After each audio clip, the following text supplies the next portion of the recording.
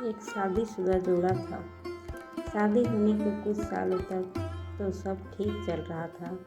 वे बहुत खुश थे, लेकिन जैसे जैसे समय बीतने लगा, इन पति पत्नी के जीवन से खुशियाँ कम होने लगी और उनकी जगह झगड़े, निराशा और दुख ने ले ली। पति पत्नी एक दूसरे से काफ़ी ज़्यादा प्रेम करते थे, इसलिए वे चाहते थे कि उनका जीवन फिर से पहले की तरह खुशियों से भर जाए।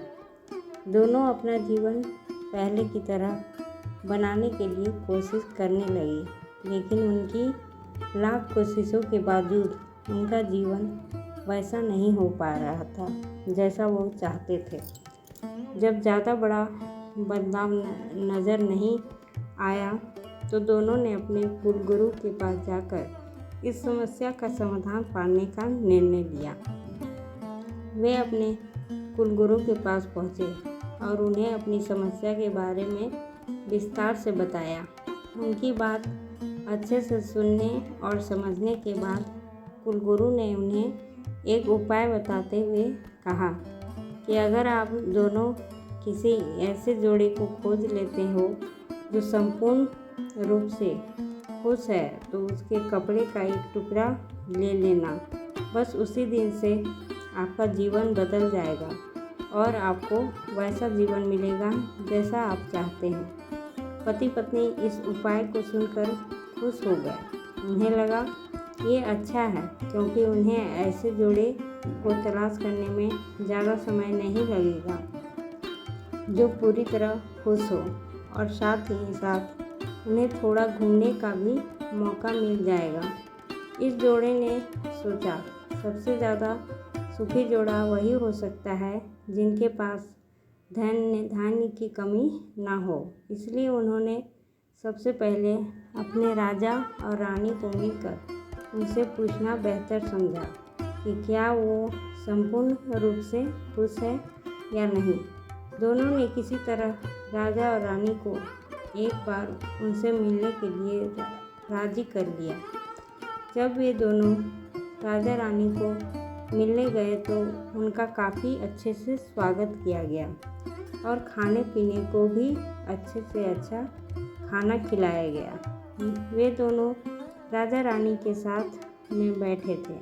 तब मौका देखकर उन्होंने राजा रानी से पूछ लिया, क्या वो अपने जीवन में खुश हैं? राजा रानी दोनों ने कहा, हाँ बिल्कुल, वे दोनों जीवन में खुश हैं। राजा रानी का जवाब सुनकर जोड़े को खुशी हुई, लेकिन फिर भी उन्होंने आगे बढ़कर पूछा, क्या आप दोनों पूरी तरह से खुश हो? यह सवाल सुनकर राजा रानी के चेहरे पर थोड़ी सी उदासी छा गई। राजा ने कहा, हालांकि भगवान ने हमें जीवन में हर वह वस्तु दी है जिसकी ज़रूरत होती है, या यूँ कहें कि ज़रूरत से ज़्यादा ही दी है, लेकिन एक संतान सुख अब तक हमें नसीब नहीं हुआ। राजा का जवाब सुनकर जोड़े को पता चल गया कि वे संपूर्णतः सुखी नहीं हैं। उन्होंने अपना सफ़र आगे जारी रखा। उन्हें पता चला कि दूसरे राज्य में एक बहुत धनी सेठ है। इस सेठ के पास धन दौलत के साथ साथ बाल बच्चे भी थे। इसलिए उन्होंने उनसे जाकर पता करना चाहा कि क्या वह पूर्णतः सुखी है या नहीं। उनके घर पर 1, 2, 3 दिन रहने के बाद यही सवाल उनसे पूछने पर सेठ और सेठानी का कहना था कि सब कुछ होते हुए भी वह पूर्ण रूप से सुखी नहीं है, क्योंकि उनके 4-5 बच्चों को संभालने में उनका पूरा वक्त चला जाता है और उन्हें अपने जीवन में बाकी सुख भोगने के लिए समय ही नहीं बचता। पति पत्नी का जोड़ा वहाँ से भी निराश होकर निकला। वो अपने जान पहचान और अनजाने कई लोगों से मिले, पर अंत में उन्हें यही पता चला कि सबके जीवन में कोई ना कोई ऐसी कुछ तो कमियां हैं जिनकी वजह से वो अपने आप को पूर्णतः सुखी नहीं समझते थे। अंत में पति पत्नी एक किसान दंपति से मिले जो दोपहर में खेत में काम करने के बाद खाना खाने के लिए बैठे थे। उनके चेहरे पर जो बेफिक्री और शांति उन्होंने देखी वो पहले किसी के चेहरे में नहीं देखी थी। जोड़े को लगा कि शायद अब उनकी तलाश खत्म हो जाएगी। किसान पति पत्नी के पास जाकर दोनों ने उनसे पूछा कि क्या वो अपने जीवन में खुश है। किसान और उसकी पत्नी ने कहा, बिल्कुल वह खुश है। जोड़े ने किसान से अपना अगला सवाल भी किया कि क्या वो जीवन में पूर्णतः खुश है। किसान ने मुस्कुराते हुए कहा, बिल्कुल, दुखी होने के लिए उसके पास कोई कारण ही नहीं है। ऐसे ही हर तरह से सुखी दंपति की तलाश कर रहे जोड़े ने जब खुश होकर अपने सफ़र और कारण के बारे में बताते हुए किसान से उसके कपड़े का एक टुकड़ा मांगा, तब किसान चिंतित होकर बोला कि अगर उसके पास एक से ज़्यादा कपड़े होते तो वो ज़रूर उन्हें अपना कपड़ा फाड़ कर दे देता। इसका यह मतलब था कि किसान भी पूरी तरह से खुश नहीं था, क्योंकि उसको चिंता थी कि अगर उसका कपड़ा फट गया तो अगले दिन क्या पहनेगा।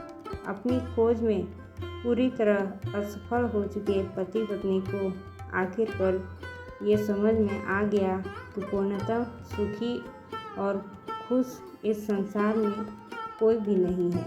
ये हमारे विचार ही होते हैं जो हमें किसी वस्तु को लेकर सुखी या दुखी, खुश या नाखुश करते हैं। जैसे कि संतान ना होना किसी को दुखी करता है, तो किसी को संतान है और वो शरारत करते हैं, ये विचार दुखी करते हैं। किसी को कम धन होना दुखी करता है, तो किसी को ज़्यादा धन कोई चुरा ना ले, ये विचार दुखी करते हैं।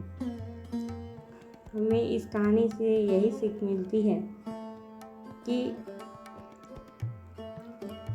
आप कितने खुश या सुखी हो सकते हैं, ये पूरी तरह आपके ही हाथों में है। आप जितना चीज़ों के या सिचुएशन के प्रति सकारात्मक विचार रखते हैं, आप अपने आप को उतना ही सुखी और खुश होने में मदद करते हैं।